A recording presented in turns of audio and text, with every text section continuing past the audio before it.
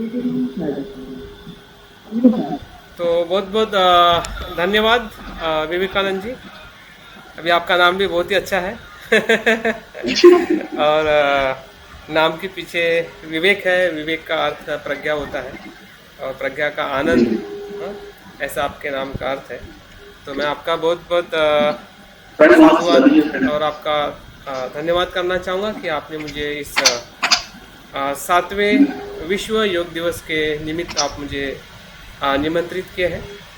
और विशेषतः जिस क्षेत्र में आप कार्य कर रहे हैं उसी के भी आप ये आज का दिवस आप मना रहे हैं, जिसे हम कहते हैं कि फील्ड आउटरीच ब्यूरो झांसी, सूचना एवं प्रसारण मंत्रालय, भारत सरकार। इसके अंतर्गत आप इस आज का दिवस आपके माध्यम से मैं और आप सभी हम विश्व योग दिवस जो 7वां है, इसकी शुरुआत 7 वर्ष पूर्व 2004 से हुई थी। तो आज हम 15 से, हाँ।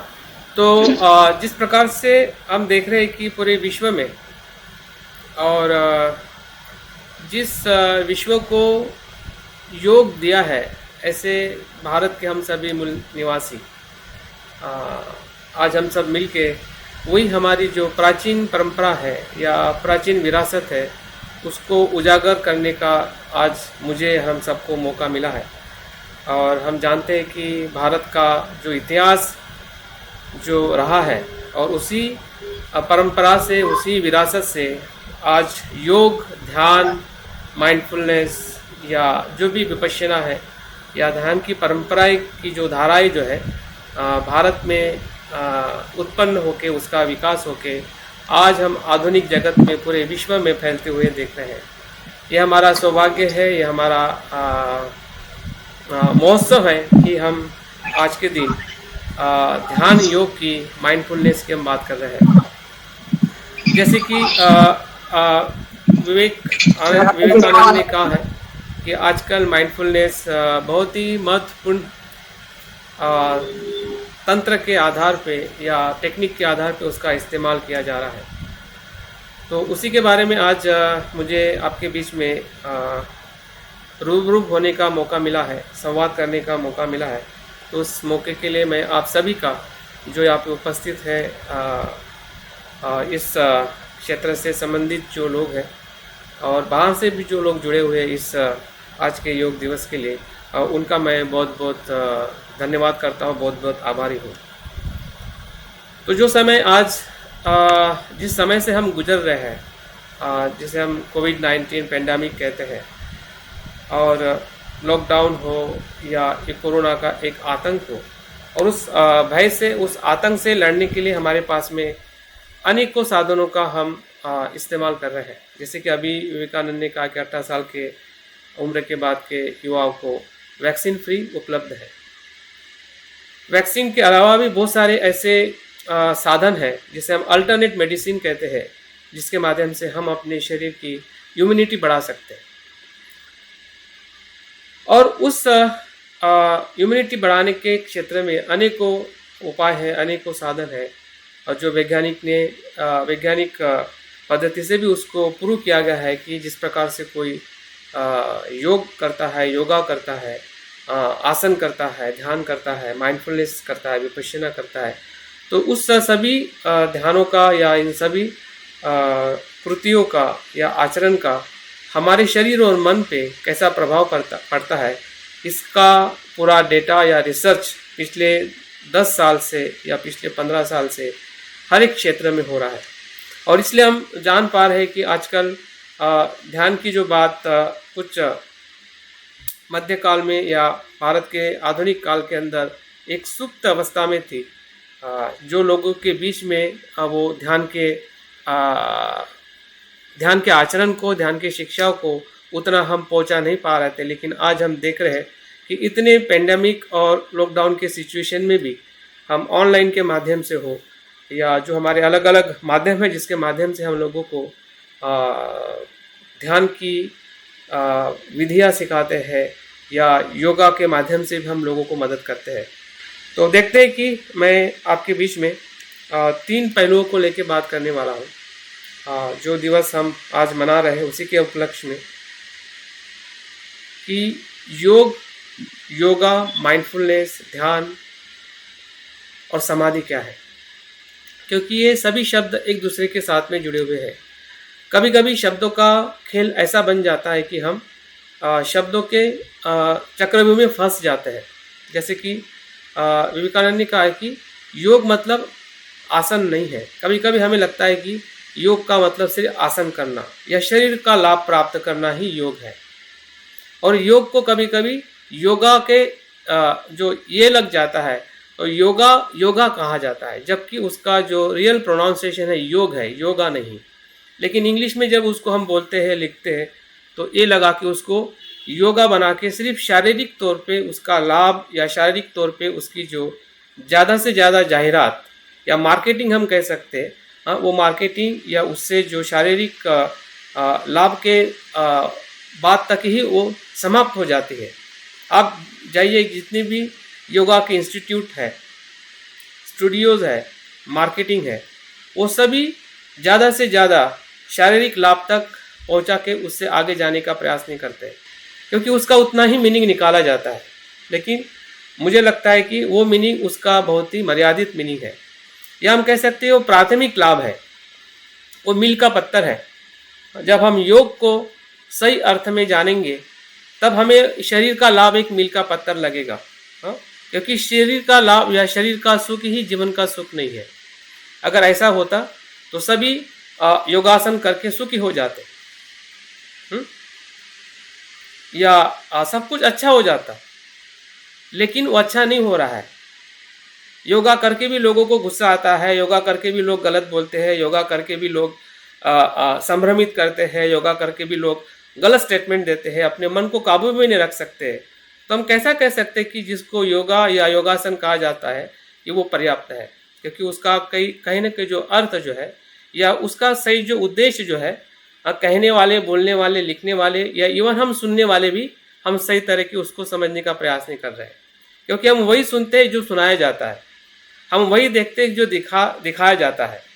उसके पीछे का जो तत्व जो है, ना देखने वाला देखता है, ना सुनने वाला सुनता है, और इसी के वजह से सही जो उसकी जो मूल शिक्षा है या मूल सत्य जो है वो हमेशा छुपा रहता है। तो इसलिए मैं चाहता हूँ कि आपके बीच में ऐसी बातें करूँ, ताकि आपको जो पता है वो तो आपको ज़रूर पता है, क्योंकि आप भी कहीं ना कहीं विद्यार्थी हो या आप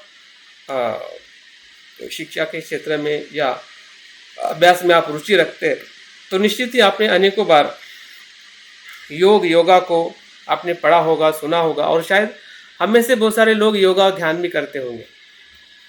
लेकिन शब्द का जो खेल जो है बड़ा विचित्र होता है। एक ही शब्द इंसान को जोड़ सकता है, वही शब्द इंसान को तोड़ भी सकता है, और जब किसी इंसान को तोड़ा जाता है तब उस शब्द का प्रचलन ज़्यादा होता है। जब वो इंसान को जोड़ता है उसकी ज़्यादा जाहिरात नहीं होती है। और कहीं ना कहीं ऐसे ही इस शब्द के साथ में भी हमारे बीच में हो रहा है कि हमारा देश जो है, ऐसा मैंने अभी पढ़ा है और शायद आपने भी पढ़ा होगा, कि विश्व के पटल में पहला नंबर है योगा डे मनाने के लिए संख्या में, और इतने प्रमाण में योगा करने वाले लोग। अगर इतने प्रमाण में हम योगा करने वाले लोग हैं भारत के, तो इतनी सारी समस्या भारत में ही क्यों, हमारे आसपास में ही क्यों? जो योगा कर रहा है वो उसी के घर में, उसी के परिवार में, उसी के समाज में समस्या क्यों? जब संख्या में हमारा जो पहला नंबर अगर गिनीज बुक रिकॉर्ड में अगर हुआ है, तो क्यों नहीं? क्योंकि हमने योगा को सिर्फ एक आसन तक, एक मर्यादित उसका जो अर्थ है या उसका लाभ है वही तक हमने जानने का और सोचने का हमने प्रयास किया है। और इसलिए आज का मौका है, आज का दिवस है कि हम सही अर्थ में योग शब्द को ऐतिहासिक परिप्रेक्ष्य में समझेंगे, जिसे हम हिस्टोरिकल, एंशियंट टू मॉडर्न, कि किस प्रकार से इस शब्द का विकास हुआ है, किस प्रकार से उसका इस्तेमाल किया गया है, और आज जिस प्रकार से हम माइंडफुलनेस इस शब्द का इस्तेमाल करते हैं वो कहाँ से आया हुआ है। दूसरा अप्रोच या दूसरा पहलू मैं बताऊंगा कि उसका फिलॉसफी क्या है, क्यों हमें ध्यान की ज़रूरत है, ऐसे कौन से उसमें तत्व है, कौन से उसमें प्रिंसिपल है या ज़रूरत हमारी पूरी कर सकते, उसको भी जानना बहुत ज़रूरी है।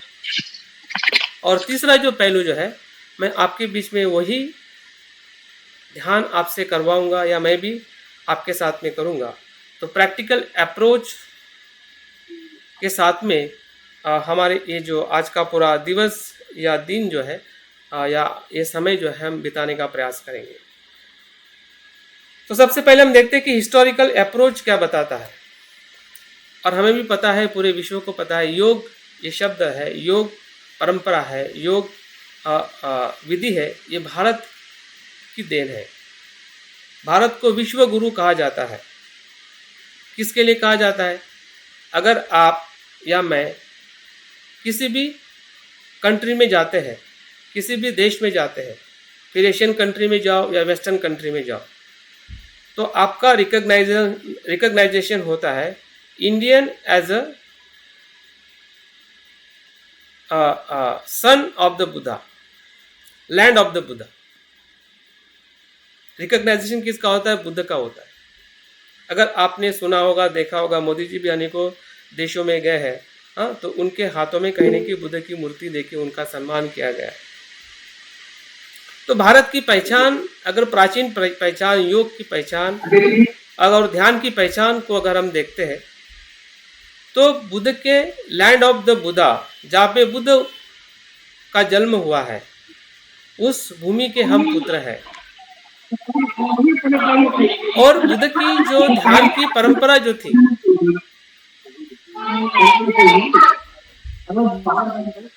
ऐसी परंपरा थी कि जो उस समय की जो परंपरा अस्तित्व थी, उस परंपरा के निचोड़ में से बुद्ध ने एक नई परंपरा का जन्म दिया है, जिसे हम आजकल वैज्ञानिक भाषा में कहते हैं कि अनेकों शिक्षाओं का अध्ययन करके या अनेक जो सत्य है उसका अध्ययन करके उसमें से एक सत्य निकाला जाता है कि संपूर्ण सत्य क्या है।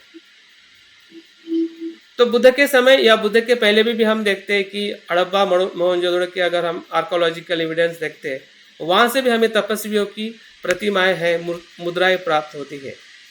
तो भारत की जो परंपरा जो रही है 5000 साल ईस्वी सन पूर्व, जिसे हम प्री हिस्ट्री कहते हैं या प्री हिस्टोरिकल इंडिया कहते हैं, बुद्ध के पहले का भी भारत और बुद्ध के समय का भारत।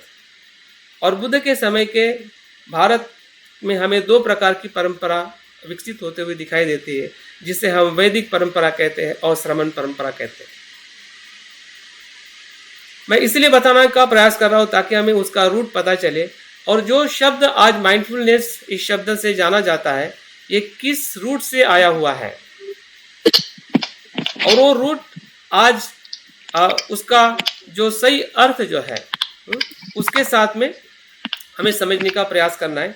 तभी जाके हमें, जब हम ध्यान करेंगे, जब उसके बारे में कुछ जानने का प्रयास करेंगे, तो हमारी जो मानसिकता है या हमारी ग्रहणशीलता जो है उसके प्रति सहज बनेगी। अगर कोई भी आपको कह दे कि ये ध्यान है, ये कर लीजिए, ये अच्छा है, तो मुझे नहीं लगता है कि आज का जो मॉडर्न स्टूडेंट जो है, जो हमेशा साइंटिफिकली क्वेश्चनिंग करता है, वो ऐसे ही उसको स्वीकार करेगा, और हमारे साथ में वही हो रहा है। हमारा जो विद्यार्थी है, हमारा जो यंग जनरेशन है, जो जिस प्रकार से वो प्रश्न करता है उस प्रकार से उसको जवाब नहीं मिलता है। और इसलिए आजकल जो हमारी विरासत है, वो विरासत वेस्टर्न में जाके जब इंडिया में आती है तब उसका हम स्वीकार करते हैं। जब तक वेस्टर्न का उसको लेबल नहीं लगता है, तब तक इंडियन जो माइंडसेट जो है उसको स्वीकार करने के लिए तैयार नहीं होता है, क्योंकि हम अपने क्वेश्चन के आंसर को जहाँ से सेटिस्फाइड होना है, वो सेटिस्फाइड करने की जो प्रक्रिया है कहीं ना कहीं हमारे आसपास में बहुत कम प्रमाण में होती है। और हम भी जानने की कोशिश नहीं करते कि जो कुछ भी चीज़ें भारत में विकसित हुई है और आज पूरे विश्व के अंदर उसका प्रचार प्रसार हो रहा है, वो क्या है, किस मूल से आई है। तो ध्यान का जो जो मूल जो है दो परंपरा में हमें दिखाई देता है, दोनों परंपरा में ध्यान है। अगर हम वैदिक परंपरा की बात करें तो शुरुआत में वैदिक परंपरा में हमें ध्यान दिखाई नहीं देता है, उनका यज्ञ याग करना ही या ईश्वर की आराधना करना ही उनका ध्यान था।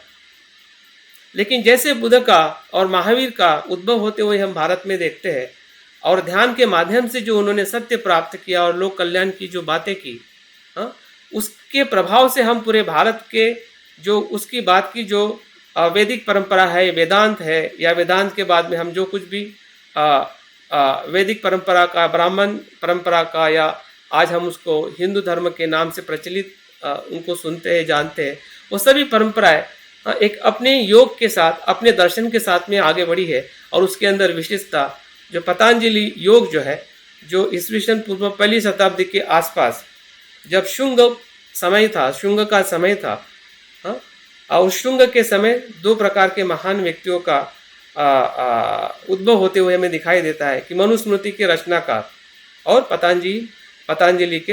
पतंजलि योग सूत्र के रचनाकार। एक तरफ जातिवाद, एक तरफ मनुस्मृति के माध्यम से समाज को किस प्रकार से कंट्रोल करना चाहिए, हायरार्की के साथ या डिस्क्रिमिनेशन के साथ कंट्रोल करते हुए एक इस प्रकार का दस्तावेज बनते हुए हमें दिखाई देता है। और दूसरी तरफ जो आध्यात्मिक विकास करने के लिए योग का सीधा और सरल अर्थ जो पतंजलि और हमें उस परंपरा में दिखाई देता है, जो मध्यकाल में जो हम वैष्णव परंपरा देखते हैं या शैव परंपरा देखते हैं, उसमें आत्मा का परमात्मा के साथ विलीन होना मतलब योग। पतंजलि का जो अर्थ जो योग का बताते हैं वो है चित्त वृत्तियों का निरोध होना मतलब योग। मैं इसलिए बता रहा हूँ ताकि मैं पूरी तरह से आपको बता नहीं पाऊंगा, क्योंकि उसमें बहुत सारे हमें समय और रेफरेंस की ज़रूरत पड़ेगी। लेकिन मैं जिस समय का और जिस व्यक्ति का नाम ले रहा हूँ उसके आप जरूर साहित्य पढ़ सकते हैं और समझ सकते हैं कि सही में जो योग शब्द है और योग का अर्थ जो हमें अलग अलग दर्शन में या अलग अलग परंपरा में उसका एक अलग अलग अर्थ है।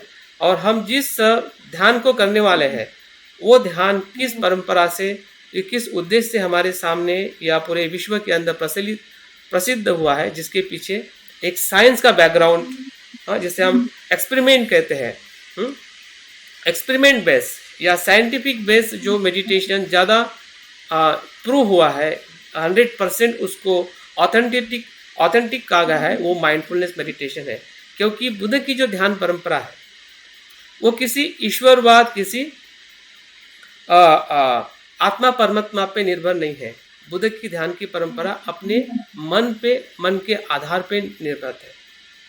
और बुद्ध का जो योग जो है किसी व्यक्ति के साथ या किसी शक्ति के साथ योग नहीं है, बल्कि सत्य के साथ योग है। सत्य के साथ योग होना या सत्य के साथ एक रूप होना, ये बौद्ध परंपरा का ध्यान है। जैसे हम कहते हैं कि बुद्ध ने बुद्धत्व प्राप्त किया, तो वो सत्य के साथ एक रूप हुए। और सत्य क्या है?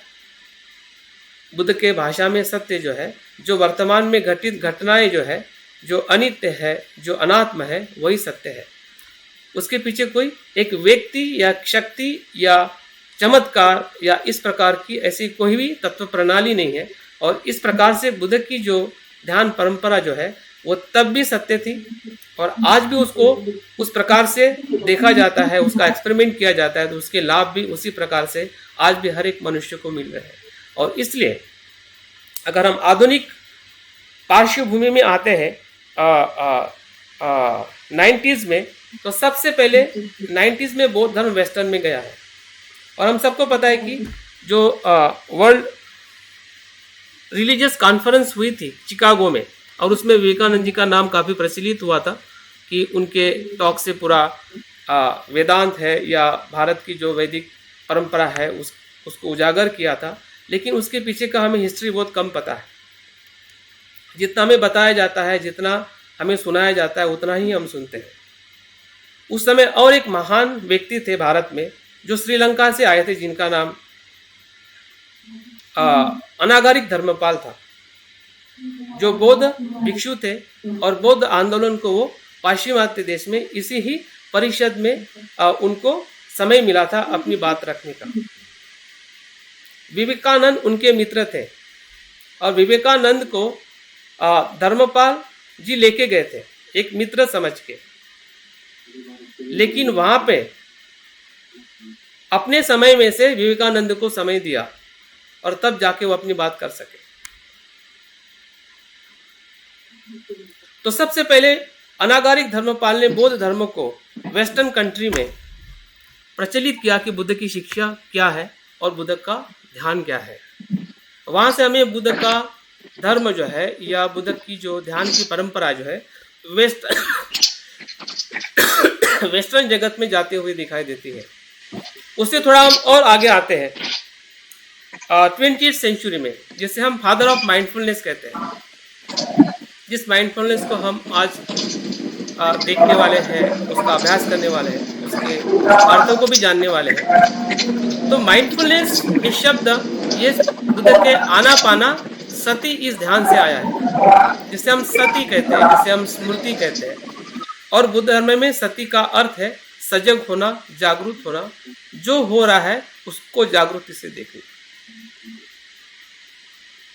और बौद्ध धर्म में सती की शुरुआत में भी सती है और अंत में भी सती है, और इसलिए बुद्ध को संपूर्ण जागरूक मनुष्य कहा जाता है। बुद्ध कैसे मनुष्य है? 100% जागरूक। हम कैसे मनुष्य हैं? 2% 3% जागरूक। हम भी जागरूक हैं। हम अन्य प्राणियों से अलग इसलिए है क्योंकि हम जागरूक हैं, क्योंकि हमारी भाषा है,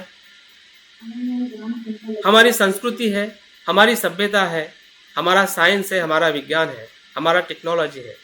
अन्य प्राणियों का नहीं है, क्योंकि हम उनसे थोड़े जागरूक हैं। बुद्ध संपूर्ण जागरूक है। तो जागृति, स्मृति, सजगता, और इसी का ही जो इंग्लिश में जो ट्रांसलेशन हुआ है जिसे माइंडफुलनेस कहते हैं, सजग रहना। देखते हैं कि सजगता का जिसने पहली बार इंट्रोड्यूस किया उसका नाम डॉक्टर जॉन कैबेट-जीन है, जो अमेरिका के जाने माने मनोवैज्ञानिक थे, या अभी भी है, जो माइंडफुलनेस को 1979 से, जब वो श्रीलंका में गए, म्यांमार में आए। अगर आपने थिक नhat हान इस वियतनामी मोंग का नाम सुना होगा, उनके साथ में रहे। श्रीलंका में 3 महीने 6 महीने के उन्होंने रिट्रीट किए और पूरी तरह से मेडिटेशन को समझे, पूरी तरह से बुद्धिज्म की जो मानसिकता है या जिसका बुद्धिस्ट साइकोलॉजी है, क्योंकि वो साइकोलॉजिस्ट है। तो जो एक व्यक्ति साइकोलॉजिस्ट बौद्ध धर्म के पूरे ध्यान की परंपरा का अध्ययन करता है और खुद आचरण करता है, तब जाके वो एक ऐसे टेक्निक की निर्मित करता है कि जिसे माइंडफुलनेस कहते हैं। और माइंडफुलनेस का पूरा आधार जो है बुद्ध की जो स्मृति की शिक्षा है, जो हमें अष्टांगिक मार्ग में भी मिलती है, सप्त बोधांग में भी मिलती है, और पंच धम्मेंद्रिय में भी मिलती है। हर एक बुद्ध की शिक्षा में जो स्मृति का जो आचरण है या स्मृति की शिक्षा जो है बहुत ही महत्वपूर्ण है, और उसी का ही एक इंटरप्रिटेशन या कह सकते हैं कि नई उसकी जो आवश्यकता है, जो मनोवैज्ञानिक तौर पे जो मानसिक इलनेस जो है, मानसिक इलनेस पे या मानसिक रोगों पे सबसे पहले इस्तेमाल करने वाली कोई अगर टेक्निक थी वो है माइंडफुलनेस। और इसलिए आजकल जो 8 वीक का जो कोर्स जो है माइंडफुलनेस बेस्ड स्ट्रेस मैनेजमेंट, ये कोर्स का जो फाउंडर है वो यही डॉक्टर जॉन कैबेट-जीन है, जो इस वर्कशॉप को हर एक जगह पे लाखों करोड़ों लोगों को वो सिखा रहे हैं। और उसकी टेक्निक से अगर हम देखते हैं कि अगर रिसर्च के फील्ड के अंदर भी माइंडफुलनेस एक टॉप सब्जेक्ट बन चुका है, हर एक जगह पे वो पहुंच रहा है। 2002 के बाद में वो एजुकेशन में पहुंच गया। आजकल एजुकेशन अमेरिका का हो या ब्रिटिश गवर्नमेंट का हो या अदर वेस्टर्न कंट्री का हो, उस उनके सिलेबस के अंदर भी माइंडफुलनेस को सिखाया जाता है, बुद्धिज्म की फिलॉसफी को सिखाया जाता है। ये वेस्टर्न जगत में एक नई क्रांति है। हाँ, और इस क्रांति का सबसे बड़ा रूट जो है वो बुद्ध की शिक्षा, या जिसे हम माइंडफुलनेस मेडिटेशन कहते हैं। हाँ, जो पूरी तरह से मन की कुशलता को बढ़ाने के लिए मदद करता है। क्योंकि ऐसा कहा जाता है, अगर हमने भी बचपन में कई हमारे माता पिता से सुना होगा कि चलते चलते हम अगर गिर जाते तो कहते कि ध्यान से चल। अगर खाते खाते अगर हमें हिचकी आती है तो कहते हैं कि ध्यान से खाना खा, अब ध्यान से पढ़ाई कर। ये ध्यान शब्द जो है हमारे भारत संस्कृति का बहुत ही सामान्य शब्द था। और सामान्य शब्द इसलिए था कि सामान्य लोग भी ध्यान करते थे। हाँ, बौद्ध साहित्य में ऐसे बहुत सारे उदाहरण मिलते हैं कि जब दो महिलाएं पानी भरने के लिए इकट्ठा आती थी नदी पर या कुएं पे, हाँ, तो वो दो महिलाएं आपस में बातें करती थी कि बहन, आज तूने कौन सा ध्यान किया, आज तुम्हारी मानसिकता का कौन सा स्तर था। तो ये हमारी प्राचीन परंपरा की एक समाज की जो आदान प्रदान था या सभ्यता जो थी, हमें इन उदाहरणों के माध्यम से मिलती है। तो हमारा जो शब्द जो है ध्यान से चलना, ध्यान से खाना, ध्यान से पढ़ना, तो ये हमारे विरासत का सबसे महत्वपूर्ण शब्द है। लेकिन उस शब्द की जो गरिमा है या उसका अनुभव करने की जो प्रक्रिया है, उस प्रक्रिया को हम भूल चुके हैं। जो माँ कहती है, माँ को भी पता नहीं कि ध्यान क्या है। पिता भी कहते हैं तो पिता को भी पता नहीं कि ध्यान क्या है। कहने में तो हम कह देते हैं, लेकिन उसकी गरिमा है और उसकी जो करने की जो प्रक्रिया जो है, वो प्रक्रिया का किसी को भी हमारे पास में उसका ज्ञान नहीं होने की वजह से हम कह जाते हैं, लेकिन हम उस ध्यान का सही तरीके से अपने जीवन में इस्तेमाल नहीं कर पा रहे हैं। और इसीलिए जो योग दिवस के माध्यम से अगर हम ध्यान को और स्मृति को या माइंडफुलनेस को अगर उसके गहराई में जानने की अगर हम कोशिश करते हैं और जानते हैं कि सही में ये ध्यान हमारे शरीर, मन, भावना, रिलेशन, सामाजिक, आर्थिक जितने भी प्रकार की प्रॉब्लम्स हैं, सभी प्रकार के प्रॉब्लम्स की जो जड़ जो है, दलाई लामा जी कहते हैं कि संसार में जितने भी प्रॉब्लम है, उस सभी प्रॉब्लम की जो जड़ में अगर कोई कारण है, वो है रॉन्ग नोशन, मिथ्या दृष्टि, मिथ्या धारणा, गलत मान्यता। यही सभी के दुख का कारण है। फिर व्यक्ति का दुख हो या समाज का दुख हो या आर्थिक दुख हो, हर एक दुख के पीछे मनुष्य की जो गलत धारणाएं है, मन की जो अज्ञान की अवस्था, मूर्छता की अवस्था, वो इसीलिए है क्योंकि वहाँ पे ध्यान का अभाव है। और ध्यान का अभाव है, इसका अर्थ जागृति का अभाव है। और जिस दिन जिस व्यक्ति में वो जागृति का अभाव कम होगा और जागरूक होकर हम अपने उस चित्त को देखेंगे, तो निश्चित ही है समस्या का निदान भी हमें उसी समय, फिर वो शारीरिक समस्या हो या मानसिक समस्या हो या हमारी भावनिक समस्या हो, किसी भी समस्या के साथ में हम लड़ सकते हैं और उससे मुक्त हो सकते हैं। क्योंकि बुद्ध की ध्यान योग का एक ही अर्थ है, एक ही लक्ष्य है, दुखों को दुख के कारण के साथ में समझना।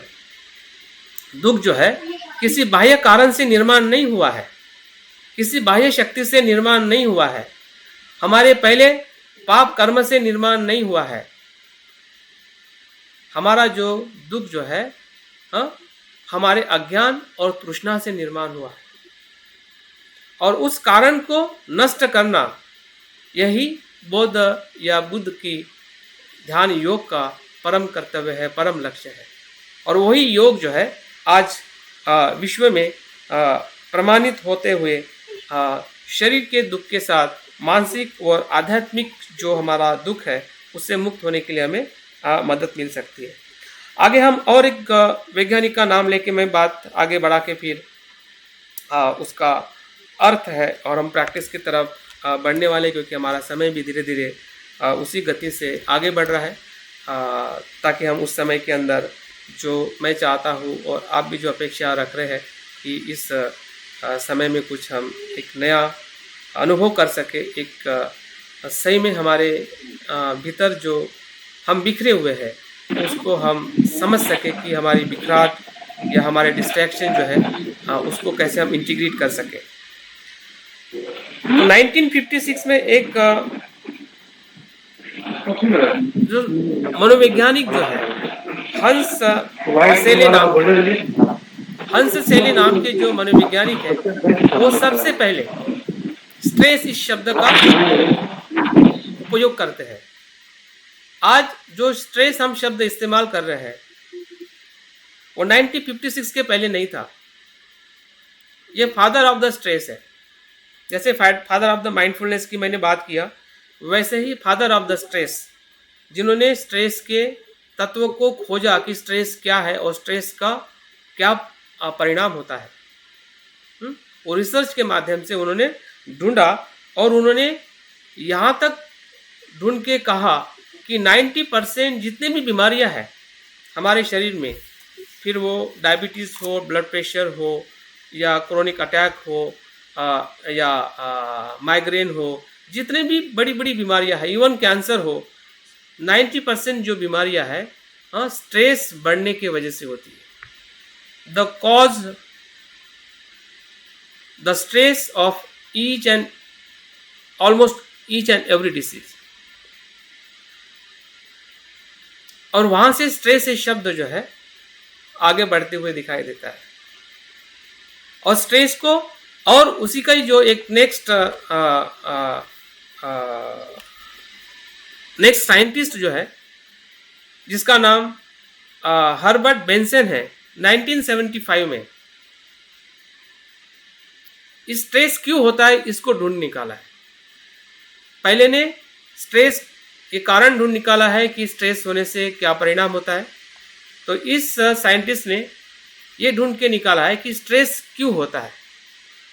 और आप जानिए स्ट्रेस का कारण उन्होंने खोज निकाला है, वो है फिजिकल और मेंटल ब्लॉकेज। शारीरिक और मानसिक जो बंधन है या उसको पकड़े रहने की जो हमारी जो मानसिकता है, वो हमारे स्ट्रेस का कारण।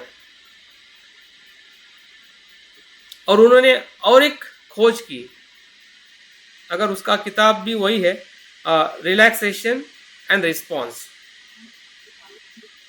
Relaxation and response. उन्होंने ये खोज की कि अगर इस स्ट्रेस को और इस फिजिकल और इमोशनल ब्लॉकेज को अगर रिड्यूस करना है तो ऐसी कोई मेडिकेशन नहीं है या दवाई नहीं है कि इसको रिड्यूस कर सकती है। तो उन्होंने खोजा कि रिलैक्सेशन एंड रिस्पॉन्स ये मेडिटेशन से निर्माण होते हैं।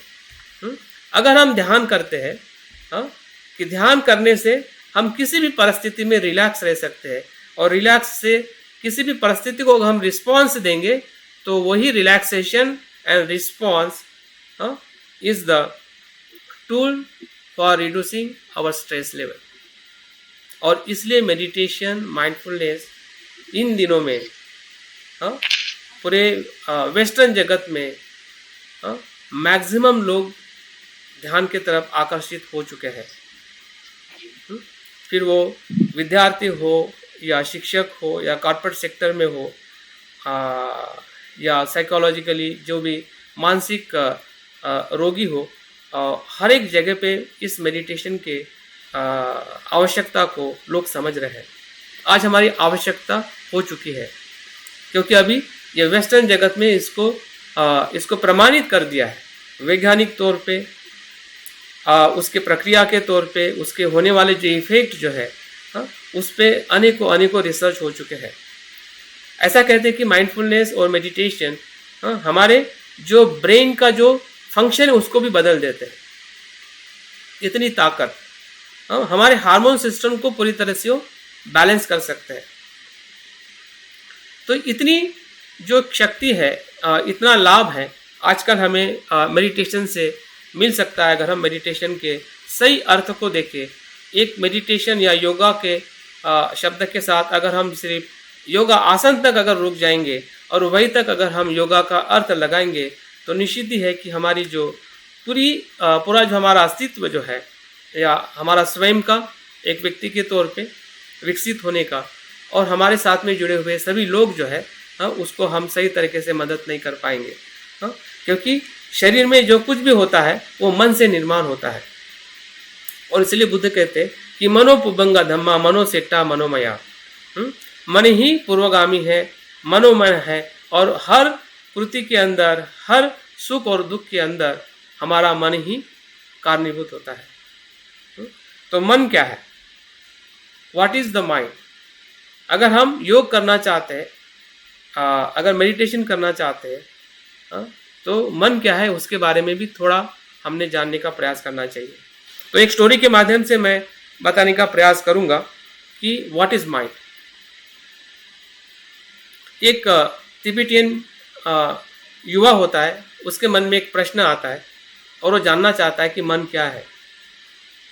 जिस प्रकार से आपको या मुझे भी लगेगा कि मन के बारे में बहुत कुछ लोग कहते हैं, तो चलो एक मेडिटेशन गुरु के पास जाते हैं जो हमें बताएगा। तो वो तिब्बतियन जो गुरु होते हैं उसके पास में वो जाता है और उसको विनती करता है कि मुझे मन के बारे में जानना है, व्हाट इज माइंड। तो यहाँ पे आप संवाद देखिए, उसकी जो क्यूरियोसिटी जो है, मतलब क्वेश्चन पूछने की और गुरु के जवाब देने की, ये बहुत ही इम्पोर्टेंट शैली है और ये शैली कहीं ना कहीं हम खो चुके हैं और इसके वजह से ही मेडिटेशन का सही इस्तेमाल या सही उपयोग हम नहीं कर पा रहे। वो जब प्रश्न पूछता है कि माइंड क्या है, तो गुरु क्या जवाब देता है? अगर सामान्य तौर पे आप और मैं या हम सभी अगर ऐसी मानसिकता से है कि कोई हमें प्रश्न पूछता है, अगर बच्चा प्रश्न पूछता है तुरंत हम जवाब दे देते हैं कि भाई ये है। ये हमारी आजकल शिक्षा की या बात करने की एक सामान्य पद्धति बन चुकी है, लेकिन इससे हमारा विकास नहीं होता है। जब कोई आपको प्रश्न पूछ रहा है तो तुरंत जवाब देने से आप थोड़ा सेटिस्फाइड हो सकते हैं कि मुझे पता था, मैंने बता दिया, और सामने वाला इंसान भी थोड़ा संतुष्ट हो सकता है, लेकिन उसमें मनुष्य का विकास नहीं होता है। देखिए ये गुरु क्या कहता है कि भाई तुम माइंड पूछ रहे हो, माइंड क्या है? तो बोलता है कि तुम्हारा माइंड है, हाउ कैन आई से, तुम्हारा माइंड है, तुम जानो। तुम्हारा मन है और आप मुझे पूछ रहे कि मन क्या है। तो बोलते हैं कि तुम्हारा मन है, तुम जानो। हाँ, मन को जानने के लिए कुछ मैं आपको सवाल जरूर दूंगा या कुछ इंस्ट्रक्शन दूंगा, लेकिन जानना तो आपको है। तो हमने भी इसी प्रकार से अपने विद्यार्थी को या जिससे भी हम बात कर रहे हैं, जो भी हमें प्रश्न पूछ रहा है, जो जानना चाहता है, उसके साथ में भी अगर इस प्रकार से हम संवाद करें तो उसका जो एक इंक्वायरी माइंड जो है, जानने की उसकी जो खोज जो है, खोज की प्रवृत्ति जो बढ़ जाएगी। और आजकल हमारे पूरे एजुकेशन सिस्टम में देखते हैं कि खोज की प्रवृत्ति पूरी तरह से लुप्त हो रही है। हम तो पढ़ तो रहे हैं, एमए कर रहे हैं, एमफिल कर रहे हैं, पीएचडी भी कर रहे हैं, लेकिन खोज करने की जो हमारी रियल प्रवृत्ति जो है, उस प्रवृत्ति की तरफ शायद हम बहुत कम जो सही पद्धति है उसका हम कम इस्तेमाल करते हैं। और कहीं ना कहीं इस संवाद से हमें पता चलता है कि बुद्धिज़्म की जो परंपरा है और किस प्रकार से सामने वाले विद्यार्थी को या शोधक को किस प्रकार से प्रवृत्त करती है कि भाई ये तुम्हारी समस्या है, you have to find out. और बुद्ध भी कहते हैं कि मैं मार्गदाता हूँ, मोक्षदाता नहीं। लेकिन हमारी बाकी धर्म की परंपरा हमें ये दिखाती है कि मैं ही मोक्षदाता हूँ, मैं ही मार्गदाता हूँ, सिर्फ मुझे शरण जाइए। और उसी के हिसाब से हमारी जो सोचने की और हमारी शिक्षा की भी परंपराएं जो है, उसका प्रभाव हमारे शिक्षा पद्धति में भी दिखाई देता है। हम गुरु की शरण में जाते हैं और गुरु भी हमारे शरण में ले लेता है, लेकिन गुरु की शरण में जाने का मतलब ये नहीं है कि गुरु का हमें हो जाना है, हमें व्यक्ति होना है। और व्यक्ति होने की परंपरा बौद्ध संवाद में या बुद्ध के शिक्षाओं में दिखाई देती है। तो बोलता है कि मैं आपको इंस्ट्रक्शन देता हूँ कि आप इस इंस्ट्रक्शन से अपने आप मन को देखो, जाओ जंगल में, जाओ पेड़ के नीचे बैठो और आप पूछो कि मन क्या है। पहला प्रश्न पूछो। दूसरा प्रश्न पूछो, मन कहाँ है। तीसरा प्रश्न पूछो, मन कितना है, कितने प्रकार का है, how many types of the mind. मन का रंग क्या है, मन का आकार क्या है, मन का स्वाद क्या है। इस प्रकार से वो 6 प्रश्न देता है कि बोलते मैं इतना कर सकता हूँ कि यह प्रश्न मैं तुम्हें देता हूँ अपने मन को ढूंढने के लिए, लेकिन आपका मन है, आप खुद ढूंढो जाओ।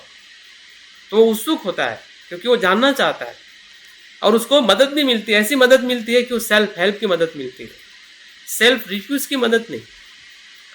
हाँ, सेल्फ रिफ्यूज की मदद वो सही मदद नहीं है। किसी को रिफ्यूज बना के अपनी बात उनको दे देना, हाँ, वो सच्चे विकास की प्रक्रिया नहीं है। हाँ, सेल्फ हेल्प के हिसाब से हमने मदद करनी चाहिए ताकि हमारा जो भी शिष्य हो, जो भी हमारा आसपास का जो भी हम जिसको मदद कर रहे हैं वो अपने आप विकसित हो। तो ये बंदा, ये जो बॉय जो है या युवा जो है, जंगल में जाके पेड़ के नीचे 6 महीने तक एक ही पेड़ के नीचे जंगल में जाके एक प्रश्न को खोजता है, एक एक प्रश्न पूछता है, एक एक प्रश्न का उसको जवाब अपने भीतर से मिलता है। क्यों मिलता है? क्योंकि वो चित्त की प्रवृत्ति है। मन के अंदर सब कुछ है, जो हम गूगल में देखते, जो एनसाइक्लोपीडिया में देखते, जो किताबों में देखते, ये सब कुछ मनुष्य के मन से आया हुआ है। Consciousness mind is the full of the source of the all kind of the knowledge. जो भी नॉलेज हम ढूंढ रहे हैं या ढूंढना चाहते हैं, उसका रूट है या उसकी जो सत्यता जो है वो हमारे चित्त में ही पड़ी हुई है। हाँ, लेकिन चित्तों को हम इस्तेमाल नहीं करते और इसलिए हम हमेशा डिपेंड रहते हैं सोर्सेस पे और उसी का हम अनुसरण करते हैं। हम अपने भीतर, शिक्षा का मतलब है कि भीतर जाके बाहर आना। हम बाहर से ही बाहर जाते हैं, किताब पढ़ लिया, किताब से ही बाहर चले जाते हैं, किताब में पढ़ी हुई बात भीतर लाते ही नहीं है, पूछते नहीं अपने आप को कि वो क्या है। और इसलिए सही एजुकेशन जो है, कहीं ना कहीं उससे हम वंचित रहते हैं। एजुकेटेड हो जाते हैं लेकिन हम अनलाइटन नहीं हो पाते। और अनलाइटन होने का सबसे बड़ा रूट जो है ध्यान है, और ध्यान से अपने मन को खोजना, यही सबसे बड़ा रूट है। और हमारी शिक्षा पद्धति में ना ध्यान की बात करते हैं, ना मन की बात करते हैं। हाँ, कि मन क्या होता है, कोई भी शिक्षक किसी को पता नहीं होता है, कोई जानता नहीं, कुछ बातें नहीं करता है। ना घर में बात होती है, ना शिक्षा में बात होती है, ना कहीं भी बात होती है। और इसलिए आजकल हमारा जो स्ट्रेस लेवल है, या छोटी छोटी बातों में सुसाइड करना, छोटी छोटी बातों में हिंसा करना, ये प्रवृत्ति हमें दिखाई देती है। तो प्रश्न वो पूछता है कि मन क्या है, तो पहला उसको जवाब, सभी प्रश्नों का जवाब मिलता है और फिर वो अपने मेडिटेशन मास्टर के गुरु के पास में आता है। और 6 महीने के बाद में वो गुरु उसको पूछता है कि बताओ, अभी तुम ही बताओ कि तुम्हारा मन क्या है। क्या सभी के जवाब तुम्हें मिल गए? तो हाँ बोलते हैं कि सभी के जवाब मुझे मिल गए। तो बताइए कि मन क्या है, what is mind? Mind is nothing. Mind is nothing मतलब हम हर चीज को कोई ना कोई नाम देते हैं। हाँ, ये पेन है, ये लैपटॉप है, मोबाइल है। मन को हम कोई नाम नहीं दे सकते कि ये मन है। मन कोई चीज नहीं है, वस्तु नहीं है, और उसको उसका अनुभव हो जाता है। मन इज नथिंग। हाँ, मन क्या है? मन इज नथिंग। नथिंग का मतलब है कि हम उसको एक वस्तु मात्रा के तौर पे देख नहीं सकते, वो एनर्जी फॉर्म। मन कहाँ पे है? अभी बहुत सारी जगह पे जो अलग अलग परंपरा है कि मन कहते हैं कि ब्रेन में है, कोई कहता है कि हृदय में है, कोई कहता है कि अंदर है, बाहर नहीं है। तो वो बताता है कि mind is inside and outside, दोनों जगह पे है और पूरे शरीर में है। ऐसा नहीं कि हमें पैर को लगता है और हमें दर्द नहीं होता है। हाँ, मन वहाँ पे भी है। मन बाल में भी है, जब बाल खींचते हैं तो हमें दर्द होता है। तो मन पूरे शरीर में है और पूरी तरह से वो बाहर भी है। तो इस प्रकार से वो मन को देखता है। मन कितने प्रकार का है, how many types of the mind? तो बताता है कि mind is one and mind is many. मन जब एकाग्र होता है, एक विषय पे रहता है तो एक होता है, और जो अलग अलग विषय में भटकता है तो अनेकों प्रकार का बन सकता है। और बौद्ध धर्म में 89 प्रकार के माइंड बताए, अभिधम्म पिटक में 89 काइंड्स ऑफ द माइंड। अलग अलग नेचर के साथ, अलग अलग स्वभाव के साथ। लोभ का माइंड अलग, द्वेष का मन अलग, मोह का मन अलग। जितने भी हमारे विकार है, जितने भी हमारी कुशलता है, हर एक स्वभाव के साथ हमारे मन अलग अलग हो जाते हैं। लेकिन वो एक भी है। जब उसको हम पूरी तरह से एक चित्त होते हैं, एकाग्र होते हैं, तो मन हमारा एक भी हो सकता है। रंग क्या है? कलरलेस। मन का कोई रंग नहीं है। आप चाहो तो काला भी देखिए, सफ़ेद भी देखिए, हरा भी देखिए, पीला भी देखिए, हाँ, उसका कोई अपना कलर नहीं है। कलरलेस। उसका आकार क्या है? What is the form of mind? Formless. जैसे कि हम श्वास लेते हैं और छोड़ते हैं, तो उस एयर का कोई आकार नहीं होता है। आपके भीतर जाता है तो शरीर का एक वो आकार बन जाता है, लेकिन हाँ, बाहर आने के बाद में उसका आकारहीन हो जाता है। उसका कोई पर्टिकुलर आकार नहीं। इसलिए हम बैठे बैठे चांद पे भी जा सकते हैं, और अमेरिका में भी जा सकते हैं, इंग्लैंड में भी जा सकते हैं, पास्ट में भी जा सकते हैं और फ्यूचर में भी जा सकते हैं। अगर आकार होता तो इतना ही रहता जो हमारा शरीर है, और मन ऐसा नहीं है। उसका स्वाद क्या है? What is the taste of mind? Mind is tasteless. उसका स्वयं का स्वभाव स्वाद नहीं है। तो इस प्रकार से 6 प्रकार से जब हम मन को जानने का प्रयास करते हैं, तब जाके हमें ध्यान के तरफ एक झुकाव है, या योग के तरफ उसकी जो महत्ता है, उसकी जो आवश्यकता है, उस आवश्यकता को ध्यान में रखते हुए हम अपने मन को या मेडिटेशन को हम प्रशिक्षित कर सकते हैं ध्यान के माध्यम से, कि हमारा मन किस प्रकार से स्ट्रेस से रिलीफ हो, हमारा पेन कैसे रिलीफ हो। जो हमें अगर नींद नहीं आ रही है तो नींद के लिए भी उसका उपयोग होता है। हमारे जो बिहेवियर पैटर्न्स है, डिफरेंट समय में हमारे मूड बदल जाते हैं, और उस पर भी बेनिफिट मिलता है। हम ज़्यादा हैप्पी रहते हैं, हम सेटिस्फाइड रहते हैं, और पीसफुल हमारा लाइफ होता है। काइंडनेस को हम डेवलप कर सकते हैं। तो इतने सारे उसके एडवांटेज है, या साइकोलॉजिकली और इमोशनली उसके ऊपर रोज के रिसर्च हो रहा है। भाई उस तरफ मैं नहीं जाना चाहूँगा, क्योंकि उसके बारे में आप स्वयं भी गूगल में अगर आप क्लिक करते हैं तो बहुत सारे आपको रिसर्च पेपर माइंडफुलनेस को लेके आपको प्राप्त हो सकते हैं। अभी मैं सिर्फ ध्यान की तरफ आपका समय जो 15 मिनट है, उस 15 मिनट के अंदर हम प्रत्यक्ष रूप में हम ध्यान का सराव करेंगे, जिसे हम माइंडफुलनेस कहते हैं या आनापानासति कहते हैं। तो मैं उम्मीद करता हूँ कि जो बात मैंने आपके बीच में रखी, कुछ ऐतिहासिक पहलू, कुछ वैज्ञानिक पहलू, और मन को हमने क्यों और कैसे देखना चाहिए, क्योंकि हमारा मन ही है जिस मन से ये हमारा शरीर कार्य करता है। आपके मन ने चाहा इसलिए आप बैठे हैं, इसलिए आप सुन रहे हैं। आपका मन चाहेगा तो आप योगासन भी करोगे, एक्सरसाइज भी करोगे, और आप आपकी बीमारी को दूर करने के लिए प्रयास भी करोगे, क्योंकि मन ही है, जो मन ही से ही हम सब कुछ कर सकते हैं। तो मन को जितना हम शुद्ध करेंगे, और जो बुद्ध की ध्यान परंपरा है यही है कि कुशल चित्त की एकाग्रता मतलब बोध योग है। कुशल चित्त जो है हमारे भीतर, अकुशल चित्त भी है, लेकिन हमें कुशल चित्त को एक रूप करना, अकुशल चित्त को बाजू में रखते हुए, जैसे कि हम घर की सफाई करते हैं, तो सफाई करते करते हम गंदगी को बाहर निकालते हैं, हम अपने रूम को शुद्ध रखते हैं। उसी प्रकार से हमारे चित्त में जो कुछ भी बुराइयां है या अकुशलता है, लोभ है, द्वेष है, उसको शुद्ध करते हुए, उसको दूर करते हुए जब हम मन को कुशल चित्त के भाव में लेके आते हैं, और उसके लिए हमें आनापानसति, मैत्री भावना, ऐसे बुद्ध ने 40 प्रकार की ध्यान साधनाएं सिखाई है, जिसे हम समत ध्यान साधना कहते हैं।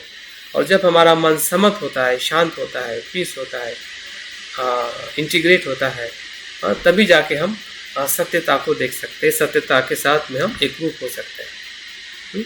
यही एक रूपता किसी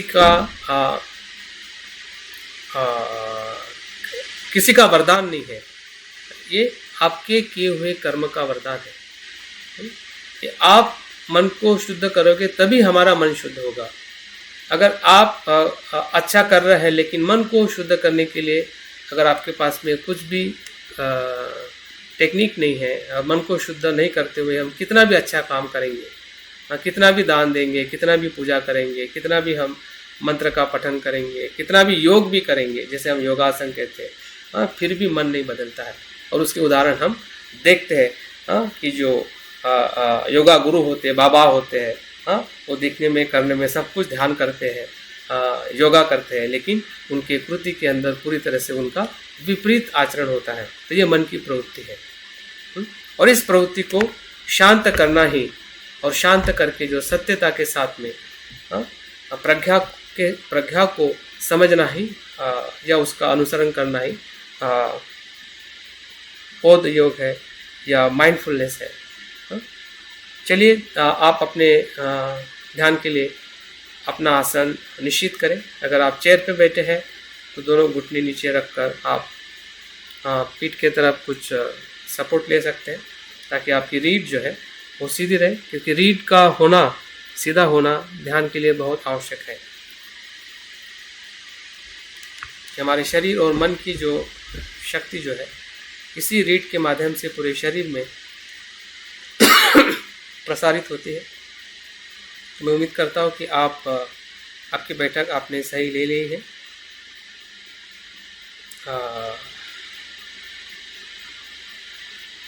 तो शरीर को थोड़ा मसाज करें।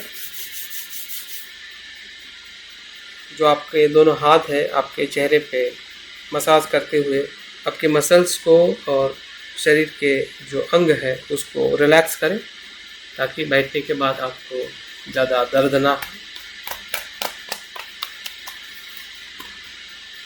बहुत ही धीरे धीरे, एक प्रकार का ये सूक्ष्म एक्सरसाइज है, ये भी ध्यान है।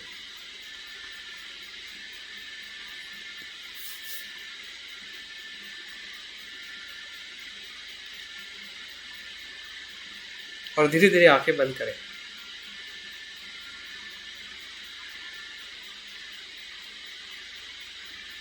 हाँ, धीरे धीरे आंखें बंद करें, ताकि आपके आंखों का भी तनाव जो है आपके चेहरे पे ना हो।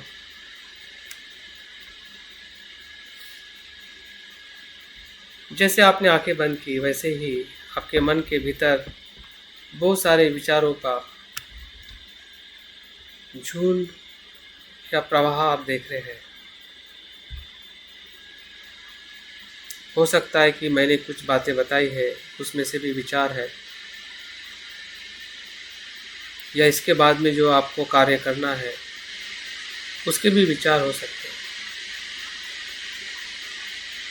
या मैंने जो कहा है जो आपको पसंद नहीं आया है या कुछ पसंद आया है उसके प्रति भी आपके मन में प्रश्न हो सकते हैं। जो कुछ भी विचार का चक्र अभी मन के सामने है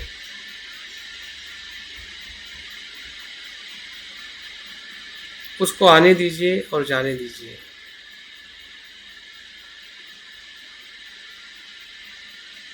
क्योंकि उसका आना स्वाभाविक है, क्योंकि आपने सुना है, आपने कुछ जाना है।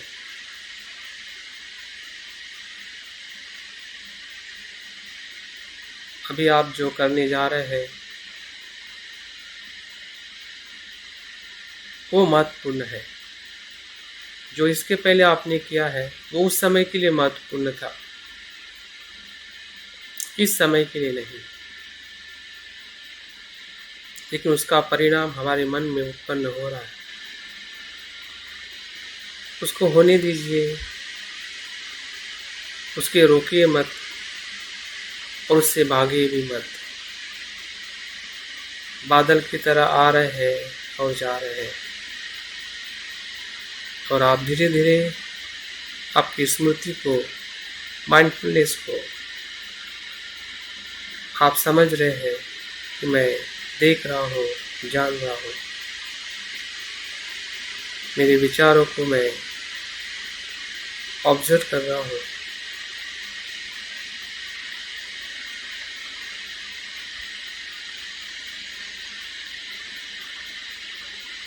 अभी मेरा उद्देश्य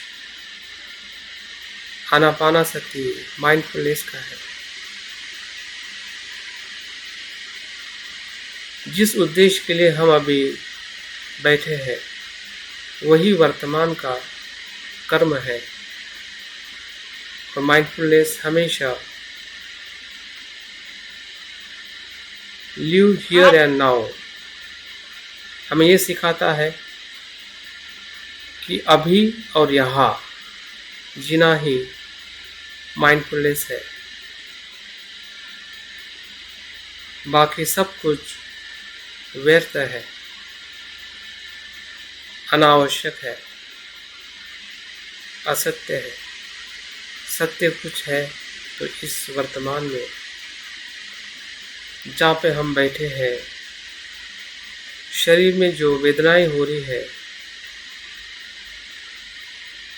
श्वास चल रहा है, मन में विचार आ रहे हैं,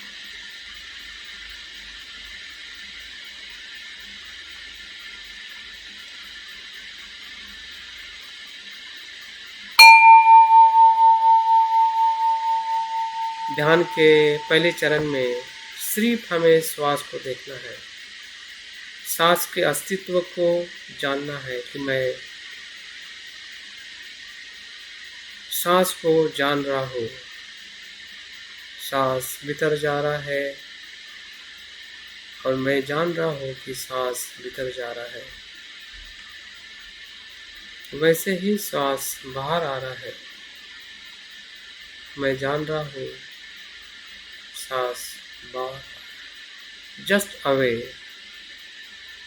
कुछ नहीं करना है, इतना ही प्रयास करना है कि जो श्वास है उसके अस्तित्व को अनुभव करना है।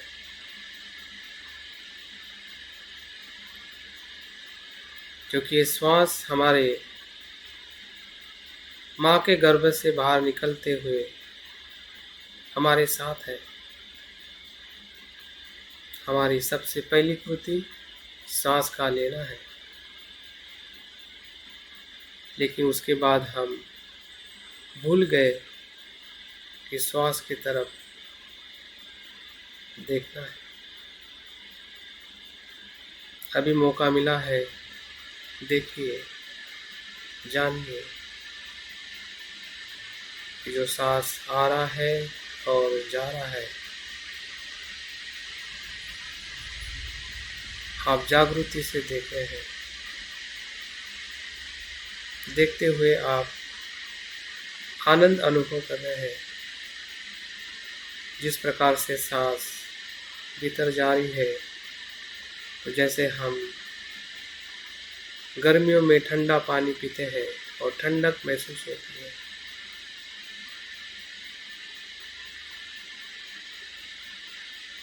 और शरीर के बाहर जो श्वास आ रहा है, हमारे भीतर जो बुराई है वो बाहर आ रही है। हम तनाव मुक्त हो रहे हैं। देखिए, श्वास का आना और जाना बहुत ही स्वाभाविक है। आपकी इच्छा से आप सांस ना लेते हैं ना छोड़ते हैं। इसे किसी भी प्रकार से हमें नियंत्रित नहीं करना है। बुद्ध की ध्यान पद्धति नैसर्गिक है। किसी भी प्रकार का नियंत्रण न करते हुए जागृति के साथ मन को शांत और शुद्ध करना।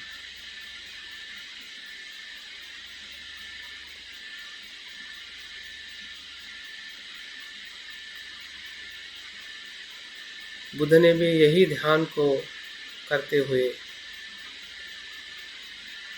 संबोधि को प्राप्त किया था।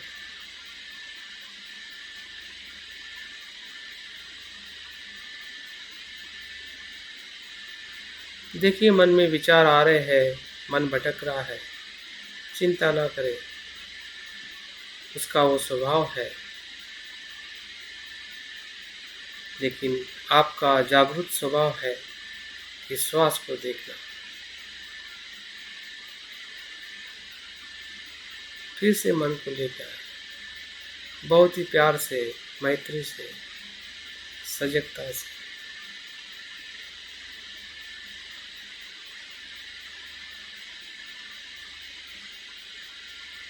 अगर नहीं आ रहा है तब भी चिंता ना करें।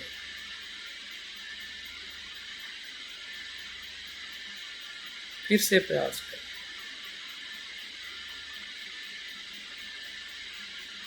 सांस हमेशा हमें वर्तमान में अनुभव होती है और निरंतर बहती रहेगी। इसलिए कुछ क्षण के लिए अगर मन भटक गया है तो चिंता ना करें, फिर से श्वास की तरफ आ जाइए।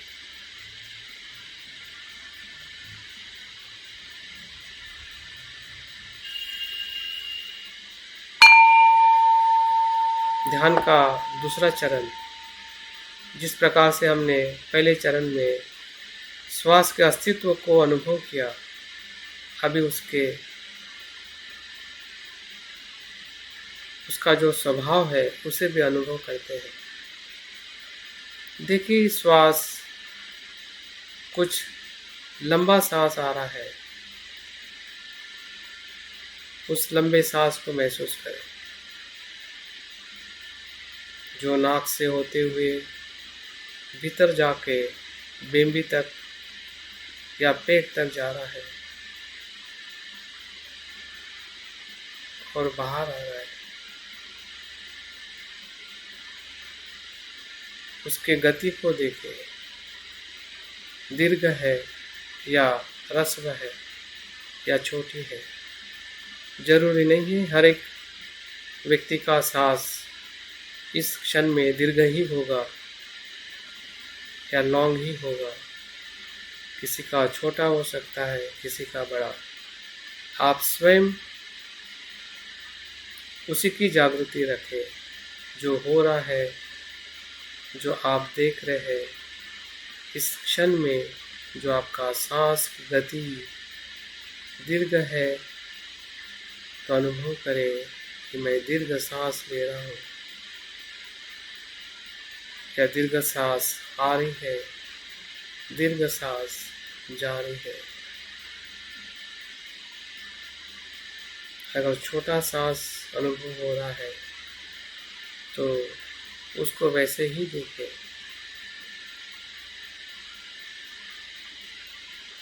जो हो रहा है उसे देखना ही माइंडफुलनेस है।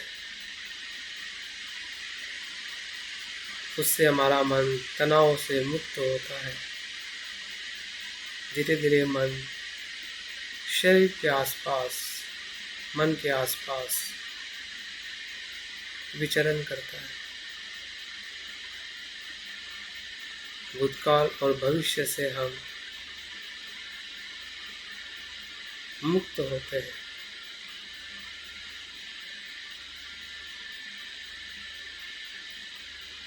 क्योंकि हमारा भटकाव भूतकाल और भविष्य में ही होता है। देखिए कि लंबे सांस के साथ या छोटे सांस के साथ आप अनुभव कर रहे हैं। जितना हो सके उतना अपने आप को ज़्यादा नियंत्रित, ज़्यादा अपेक्षा ना करें।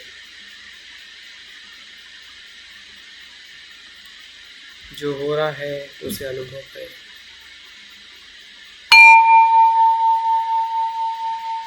देखिए, अंतिम और तीसरे चरण में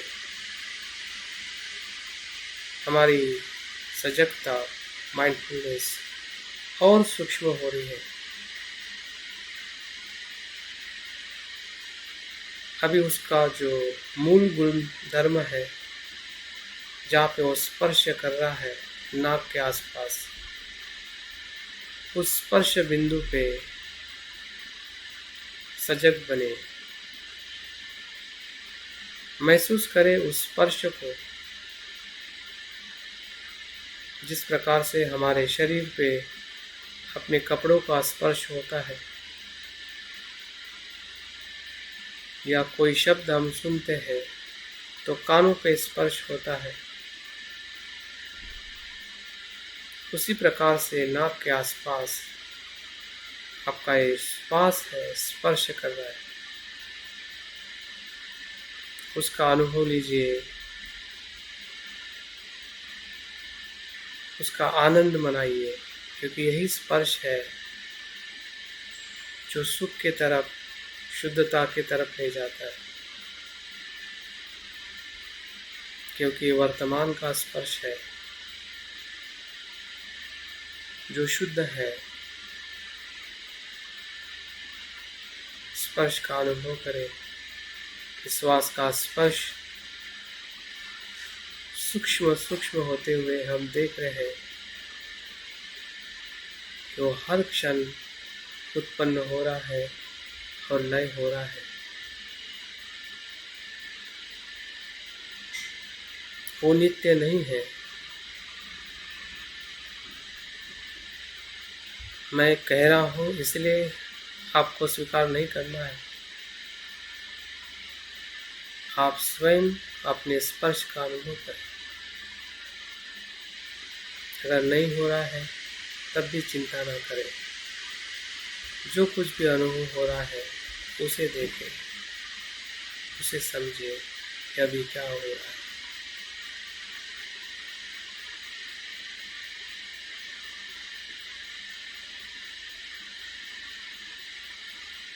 और उसे स्वीकार करें।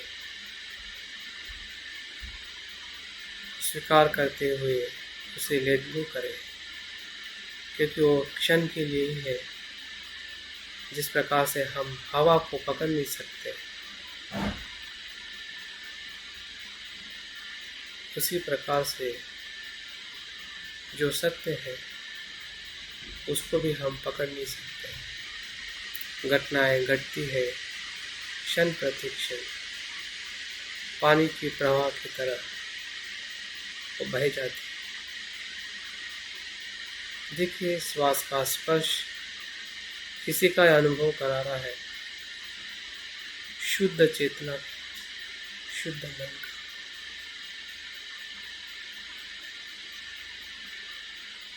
जो बाह्य विषयों में हमें अनुभव नहीं हो रहा है, वो इस जगह पे इस श्वास के विषय के साथ सजग बनते बनते हमें अनुभव हो रहा है। हमारे भीतरी आनंद का, एकाग्रता, शांति। किसी के साथ एक रूप होना, किसी की सजगता बनाए रखना, यही योग है, यही एक रूप है।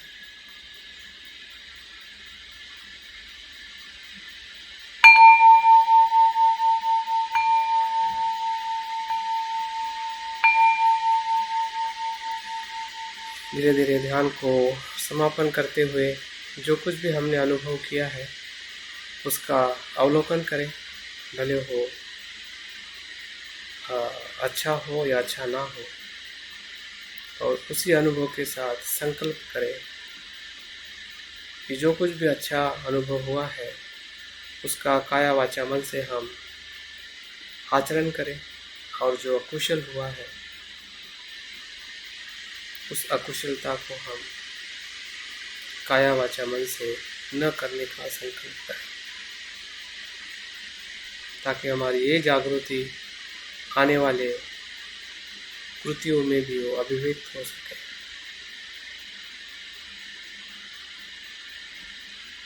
बहुत बहुत धन्यवाद। मुझे लगता है कि जो बातें मैं कहना चाहता था उसमें से ज़रूर उन बातों का मैंने आपके बीच में जिक्र किया है और आपने सुना है, और थोड़ा अनुभव भी किया है कि माइंडफुलनेस एक अपने आप में हमारे जीवन की शक्ति है, हमारे भीतर से आती है। ये किसी के देने से, किसी के पास से लेने से, किसी को मांगने से ये प्राप्त नहीं होती है। ये सिर्फ आपके संपर्क में आने से ही ये आपको दिखाई देती है। और इसलिए बौद्ध धर्म जो है या आज का पूरा विज्ञान जो है बुद्ध की शिक्षाओं को या उसके आधार पे अनेकों संशोधन किए जा रहे हैं कि ब्रेन पे कैसा असर होता है, हार्ट पे कैसा असर होता है, और अनेकों हमारी जो आने वाली बीमारियां हैं, उस बीमारियों से हम कैसे अपने आप self protect, self help, self transformation, यही इस ध्यान का परम लक्ष्य है। और मुझे लगता है कि हर एक इंसान अगर ये ध्यान करेगा और करवाएगा और सिखाएगा तो मुझे लगता है कि बहुत बड़ी क्रांति, बहुत बड़ा परिवर्तन हम अपने परिवार में, समाज में और देश में ला सकते हैं। और इसका उदाहरण हम आजकल वेस्टर्न एजुकेशन सिस्टम में, कॉर्पोरेट सेक्टर में हमें दिखाई दे रहा है। तो बहुत बहुत धन्यवाद सभी का आभारी जो आप लोगों ने मुझे सुना और मेरे साथ ध्यान का साथ। Thank you very much. कुछ प्रश्न है तो ज़रूर आप पूछ सकते हैं।